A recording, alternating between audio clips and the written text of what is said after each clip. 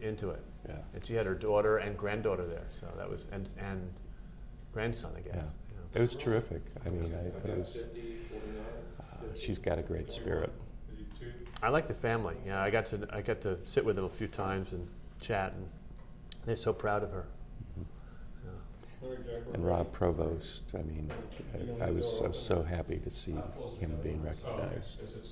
He's the guy who set up the work-study program in Albania. Yes, I was very moved by that too. I was glad we had another international figure. Tom, Mark will give you time keys. I'll give you time keys. Okay, great. Where's he from? His folks live up in Rockford, Illinois. Okay, so but he's I local. think he moved around. I think, see. And he has a residence in California. I see. So he's American, but he set up this thing in Albania. It's, he's like you. He went to seminary, and it's a non-denominational church. But he, all of that stemmed out of his need to serve. Yeah. And he seems to be directed toward those places where no one else wants to go. Interesting. In Albania, is certainly one of those places. Yeah. It's not a sexy country to provide aid to, and it's unlike other regions. And the interesting thing, though, is that this model is they're thinking of translating it to Kosovo. Oh. And he's been to. Okay, I'm sorry. Philip, can you just briefly talk about your family history? I mean, it almost seems that your interest in Lincoln is genetically predisposed. Well, I don't know about genetics, but it was certainly culturally disposed. I grew up in a family that was surrounded by Lincoln's presence, his imagery on our walls, the wonderful bronze statue by Keck by my father's desk. I knew that I was growing up in a Lincoln family, and I got to know the roots pretty early on.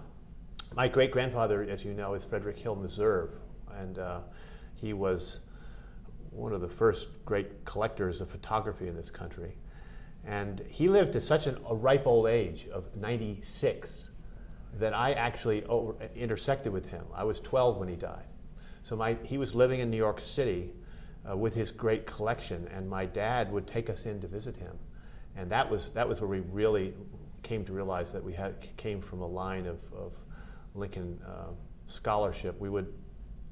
He had a 5-story brownstone in New York City, and where he lived for 50 years. And he kept his collection on the 5th floor. No elevators, of course. And so we would walk up these winding stairs to the top. This is my memory as a kid. And that you'd look down the stairwell, and you could look all the way down to the basement, and you'd look up. And he'd be up there in this inner sanctum, surrounded by his stuff.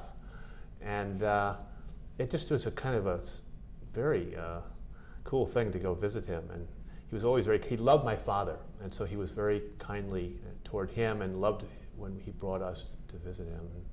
Anyway, from a very early age, I was aware that I came from a family of great interest in Lincoln, and I didn't think I would necessarily fall into the spell, but I did eventually. But now he also published a number of books on Lincoln photographs. He did.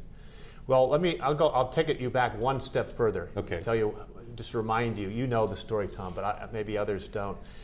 His father was a major in the Union Army during the Civil War, and he was wounded at Antietam. He then served under General Grant in the Wilderness Campaign, and interestingly, he was assigned to the city of Washington on the night of April 14th, 1865. He was among the military presence that responded to the word of the assassination. He helped cordon off the city. He met Lincoln briefly on 2 occasions. He kept a diary during his war years, and he later turned it into a full memoir. And when his son got older, he asked his son, "Would you help me illustrate this?" And my great-grandfather, we called him Gampy, he said, "Yeah, I'd like to try to find some photographs that would show the battlefields where you fought on, and maybe some of the officers that you fought alongside." and some of the leading figures on the Confederate side as well, and we can really illustrate this thing. So he began to go looking for photographs wherever you could find them in those days, and there wasn't a lot of collectors of photography then, but he would go to secondhand stores, and he'd go to, he'd hear about private collections of this and that, and he began to assemble them, and he got more and more interested, and there are some classic stories about it, how he some early finds that really ignited his interest. He was at an auction house in New York City called Bang's, and he bid 20 cents more than the previous bidder, about $1.20, and he won the bid, and it was a brown paper wrapped bunch of photographs. Nobody knew, they were not declared, the contents were unknown. He took them home, opened them up, and they were 120 salt prints from the 19th century of a wide range of fascinating individuals, Emerson and Lee and Tawney, and it was an extraordinary find, treasure trove, and this really got him going.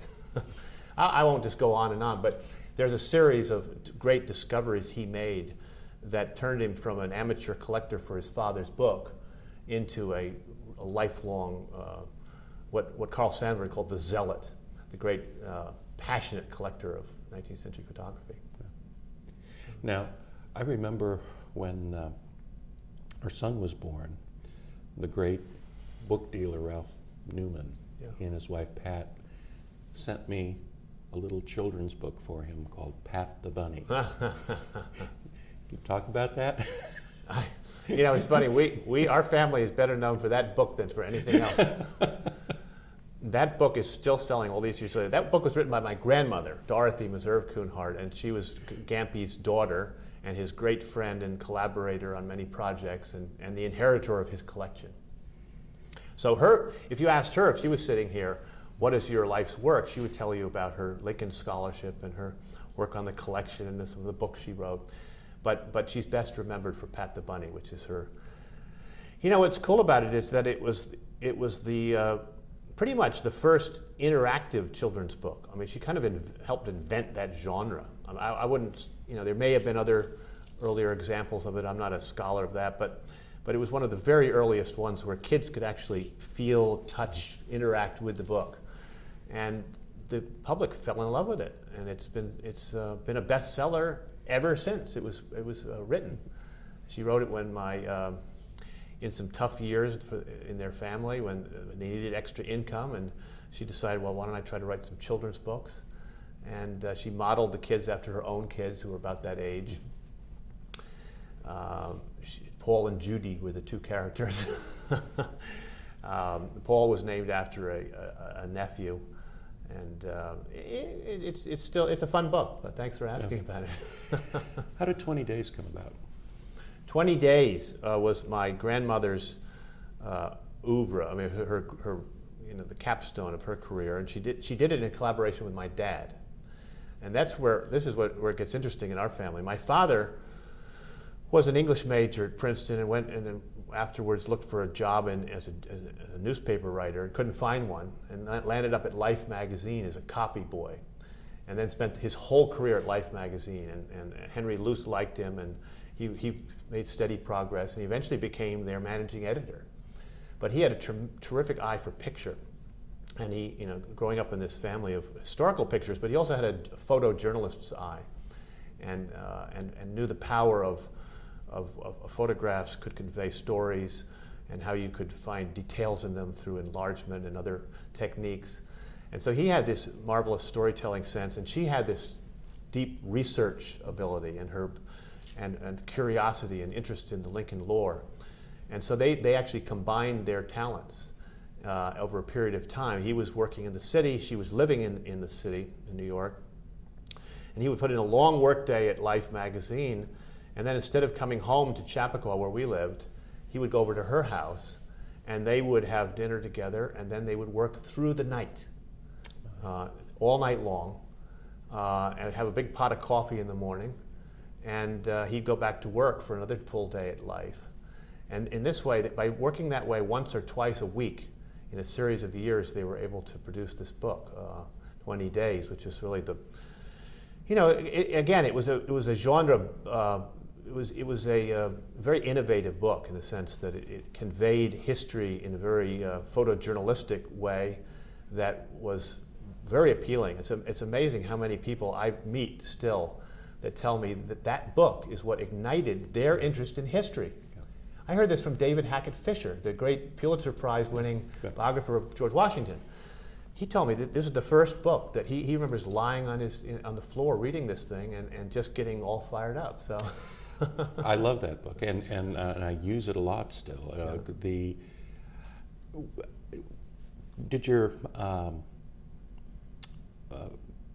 Were some of those stories that appeared in Life magazine kind of, again, appear in advance of the finished book? Or, I mean, I noticed that there was a story about, for example, Fleetwood Lindley that appeared in Life magazine. Yeah. And that's obviously in the book.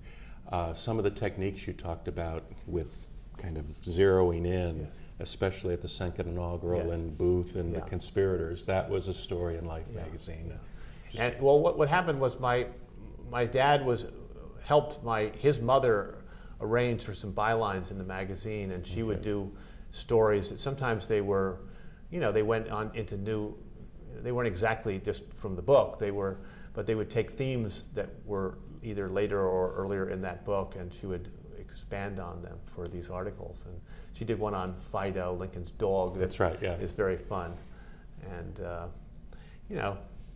they just had a great friendship and ability to collaborate, just as she had with her father.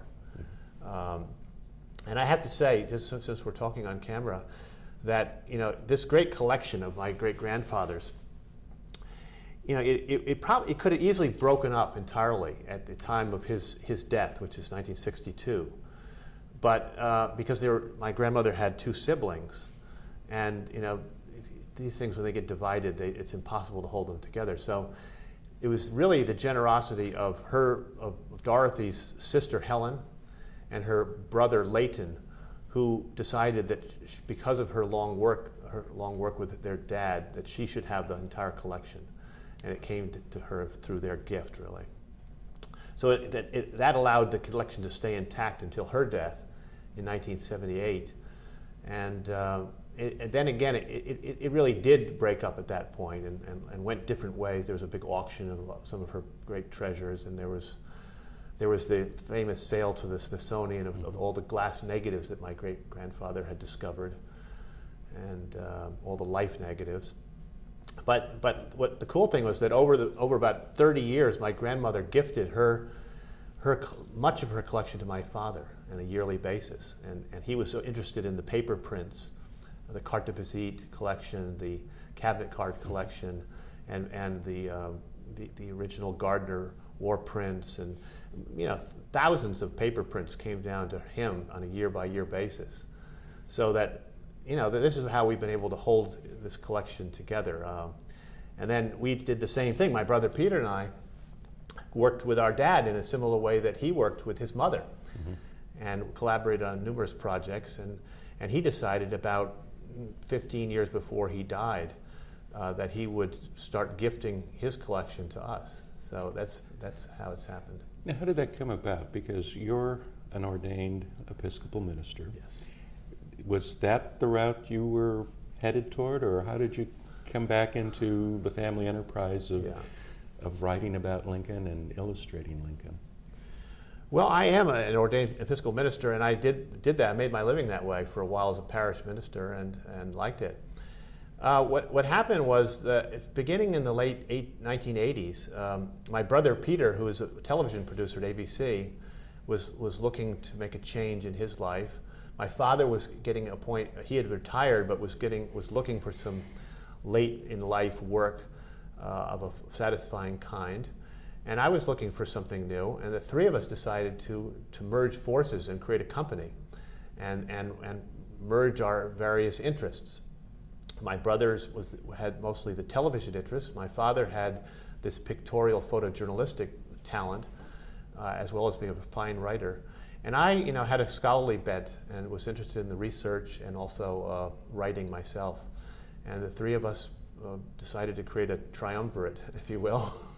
in 1991, we officially opened Kunhardt Productions, and Now, I remember the Lincoln documentary you did, along with just the wonderful companion volume, and 6 hours primetime network television right after Christmas. How did you do that? Well, I don't think it was 6 hours. I think it was. I think it was 3 hours prime time.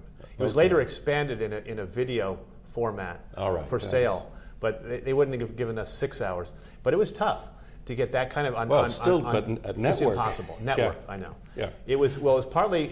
I have to say this is my brother is a genius. He'd worked for ABC Television, and this was the network that bought it from us. Right. And it was partly his relationships and the fact that they trusted him so much. But also, you have to give credit to the Burns brothers. Ken and Rick Burns' work on the Civil War had shown the networks that there was a huge audience out there interested in serious history. I don't think they had realized that before, and they were willing to take a chance on, let's see if we can't reach out to that audience. But you had David Herbert Donald as your chief historical consultant, we did. Who had his book come out already? No. But he was working on that, was working on his biography. Yeah. You had almost every top Hollywood celebrity as a voice. Yeah, we did. Including Oprah Winfrey. Oprah Winfrey, yeah. Oh. And other weird, even stranger choices like Arnold Schwarzenegger was the voice of John G. Nickley, I remember. And we figured that out, that slight, that German. It was a reach, but it kind of worked. But just fabulous way of kind of reaching a huge audience. Yeah. The book, however, is just glorious. And can you talk a little bit about how did you work the layout? Who selected the images? I assume you did the writing? I did a lot of the writing. My father was still writing then too. The two of us did most of the writing. And my father, of course, with his Life magazine expertise, he really was in charge of the layout. We had an art director as well, who was very fine. My father would actually draw little sketches. We had a mock-up of the book done in miniature, so that each we call it, if you open a book, the two facing pages together make up what's called a spread.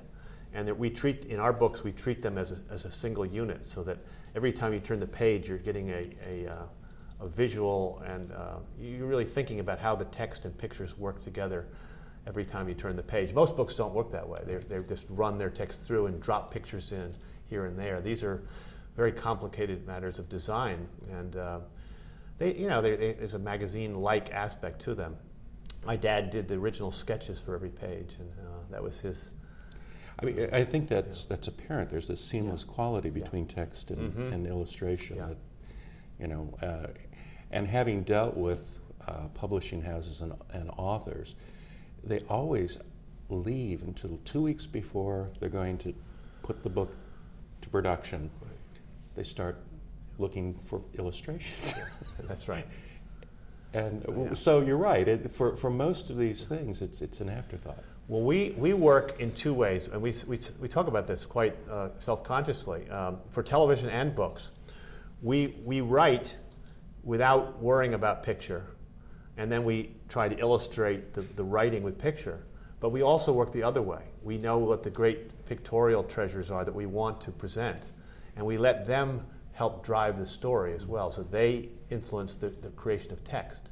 And only if you have the pictures early on in that process can you have this method. And you're right, most authors don't have that luxury. Pictures are an afterthought. Now, you've got a companion volume that just came out, as well as a documentary. Yeah. Can you talk a little about those?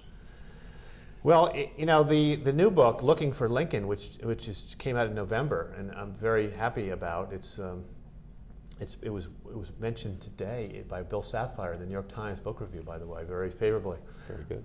Which I was pleased to see. But that book, I sometimes do call it a sequel to the other one. It's the same publisher, Knopf. It's the same dimensions of size. So, I mean, one of my dreams is that the two books could come out, be reissued as a double edition, a boxed double edition. I don't know if that'll ever happen, but this one is, in a way, picks up where the last one left off. The Lincoln, an illustrated biography, which we did in '92, really was a biography. It began, well, it followed Lincoln's chronology, 1809, 1865, though it began in a kind of cool way. It began with his sneaking into Washington amidst death threats for his inauguration. And then once we'd kind of grabbed the reader, we went back and dealt with his early years. But it ended in 1865, except we had a little appendix at the end called Aftermath. And in it I remember I wrote that, and it was a kind of a look at how the Lincoln legend came to be and how the memory began to be laid down. And it introduced some of the key characters in that process. It was just a little taste of that. And I remember saying to my dad at the time, this could be expanded into a whole other book. And that must have been in the back of my mind somewhere. Sure. So when we started, you remember I came out here some years ago to talk with you about ideas for a book for the bicentennial, and I didn't know which way I was going to go at that point. But after at least a year of exploring different ideas, this came back to me, the idea of picking up the story at the point of the assassination itself, and then going forward 60 years, which is the period of the lifespans of those who had known Lincoln, and following how the course of how his memory was laid down by those who remembered him. And I just realized that was kind of less worked over terrain. There's some marvelous books, Merrill Peterson's book, Lincoln in American Memory, which I knew and read. There's a guy named Barry Schwartz who's written a book on a similar theme. And in fact, I reached out to both those men, and they became advisors to me early on. They liked the idea of the project, and I'm very pleased to say both of them were very happy with the final result. Terrific. And told me they learned a lot of new things, which was good. So, the new book is a sequel in the sense that it picks up where the last book left off and fulfills that little taste of the aftermath that we gave now 17 years ago. And you've got an appendix in that. You want to talk a little in about the new that? book? Yeah. Yeah, the appendix in this book is, we call it the gallery, and it's an attempt to lay out all the known photographic portraits of Abraham Lincoln in chronological order, and to offer up a proposed new numbering system for them. There's been a variety of numbering systems for these pictures over the years. The first was pioneered by my great-grandfather. That's right, yes. And it was for many, many decades, it was the standard. There was others. His friend and sort of student, Lloyd Ostendorf, developed his own system that carried forward the numbering system for another generation. And there have been others as well. But there's a desire I found among scholars for a new one, and with the help of some advisors at the National Portrait Gallery and others, and including yourself, who helped me a great deal.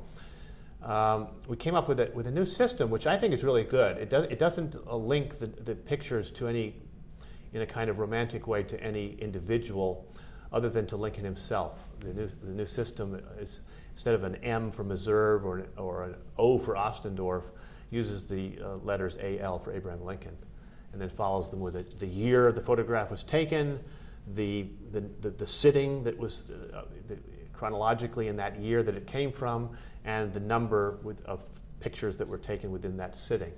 And so by looking at the catalog number itself, in one easy look, you get a lot of information about the picture itself, which we think I hope is going to be very useful to those who come after us. I think it is, and sorely needed.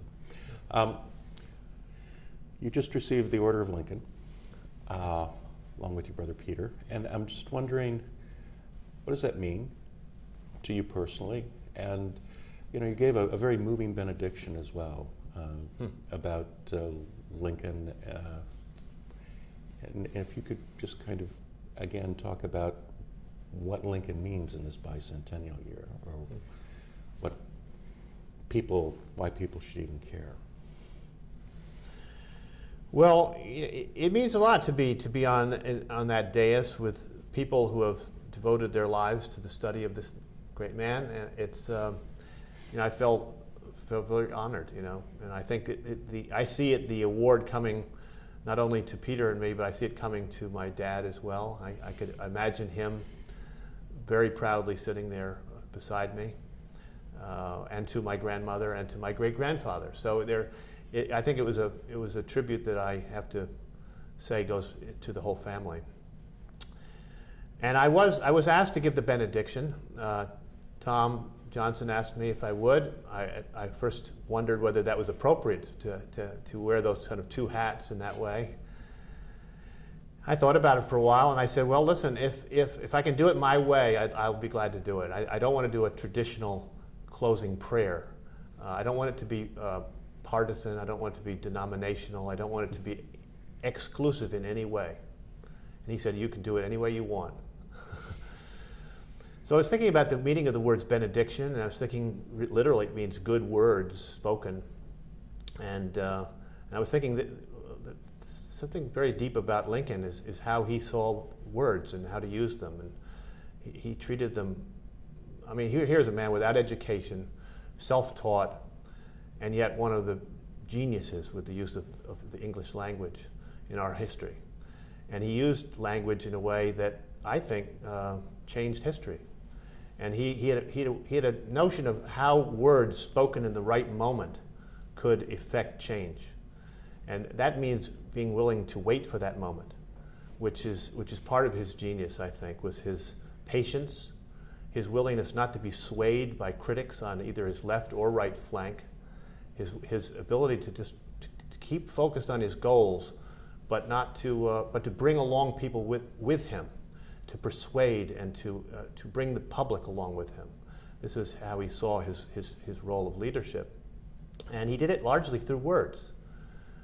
When you think of his great public letters that really did bring the public around on many of his key issues, when you think of the Gettysburg Address, his most famous words, or the second inaugural, or the first for that matter, his words literally opened up new possibilities in our history. And I find this one of the most moving things about him. So I talked about that in my benediction, and then I tried to say a few good words of my own to inspire us to look to the highest good that we can imagine, each of us in our own way, whether we're religious or non-religious, and to recommit ourselves to the common good and to making a better world. So that's basically what I did. Thank you so much, Philip. And Thank congratulations. You, Thank you. That was wonderful. Thank you. Thank you. Thank you. You made it easy. It's a great story. I mean, what your family has done Thank you. and what you continue.